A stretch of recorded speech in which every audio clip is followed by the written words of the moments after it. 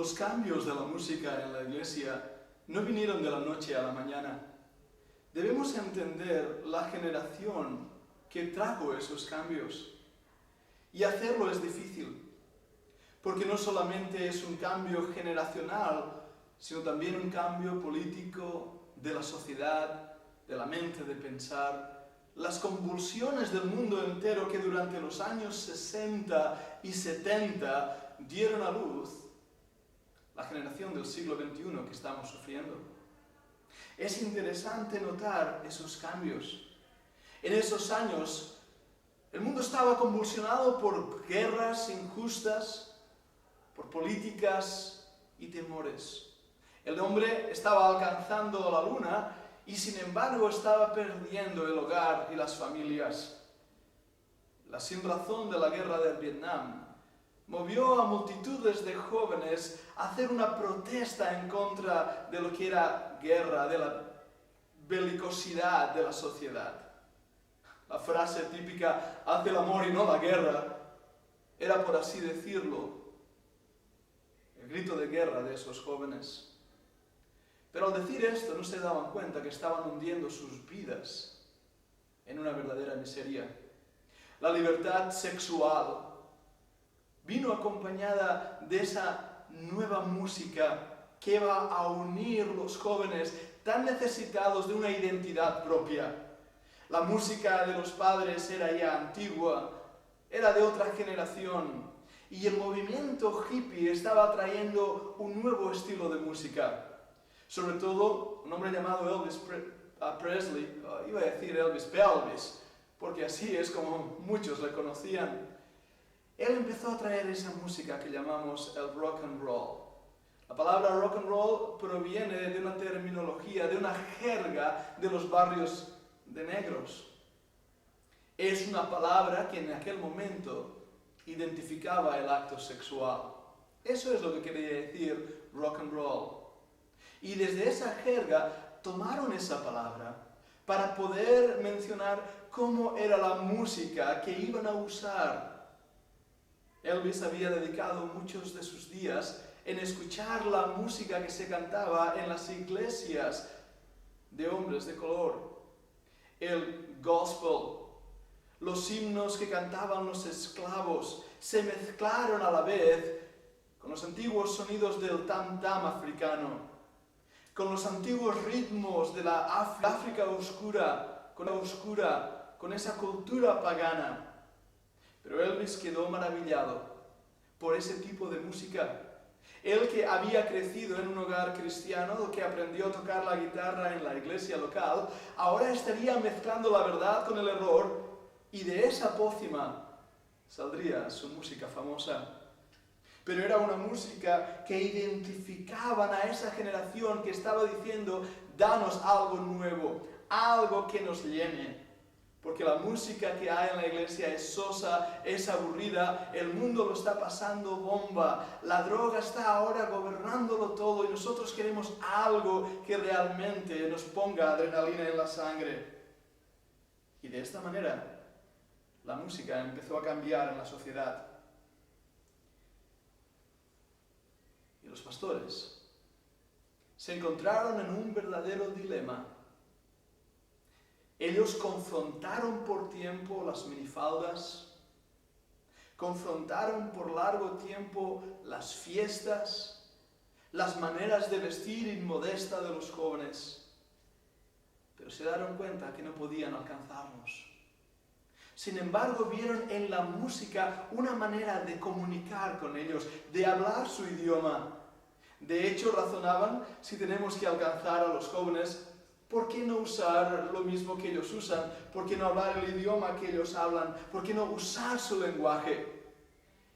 Y con esta mentalidad, el neoevangelicalismo fue el promotor de esta música sacada del mundo, de esa generación, esa música caótica, para alcanzar a una generación caótica.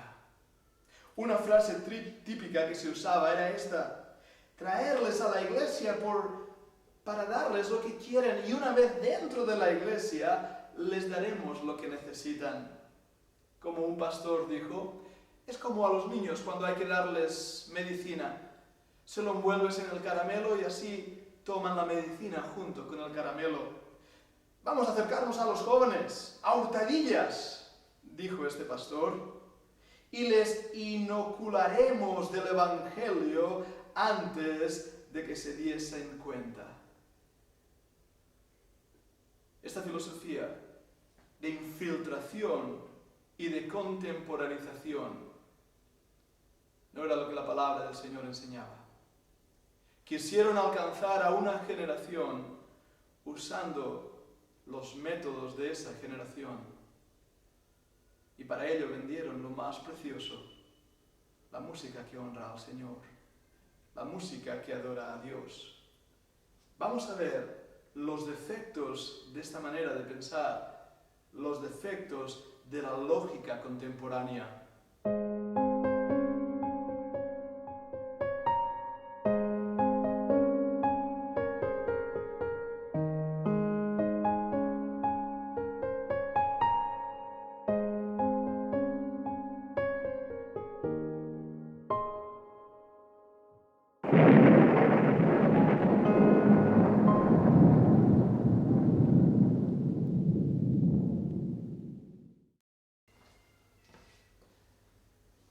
¿Cuáles son los defectos de esa lógica contemporánea?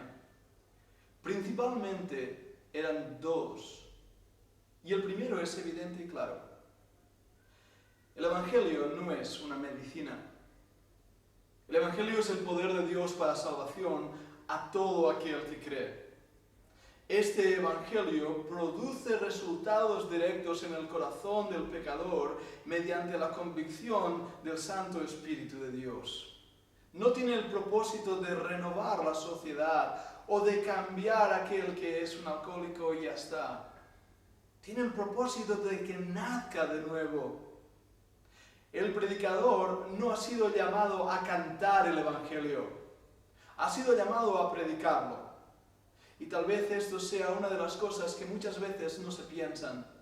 Hemos dejado que los músicos, los cantautores, los intérpretes tomen el lugar que le corresponde al predicador de la palabra de Dios. Y muchos pastores y predicadores se han sentido intimidados ya que desconocen a la música. Muchos creen que, ya que no soy músico, ya que no sé tocar un instrumento, no puedo opinar respecto a la música. Y mi opinión no vale para nada. Bueno, yo no soy cocinero, pero sé distinguir cuando una comida está buena o mala. No soy médico, pero puedo distinguir cuando una herida está llagada o cuando no está llagada. La música es una verdad espiritual. Y para poder discernirla, lo básico y primordial es tener discernimiento espiritual. Todas las técnicas, tecnicismos de la música no son necesarios para discernir si una música es buena o una música es mala.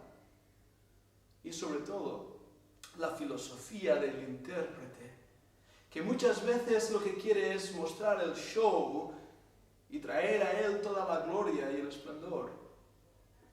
Los pastores de estos años 60 y 70 se envolvieron en una verdadera confrontación. Ellos sabían que había algo que no funcionaba. Ellos sabían que tal vez ese movimiento pélvico de los cantantes de rock como Elvis Presley o los Beatles, tal vez eso era lo erróneo. Tal vez la indumentaria de que llevaban y usaban esos cantantes, eso también era erróneo. Pero más allá de allí no podían discernir qué era de malo, qué había de malo.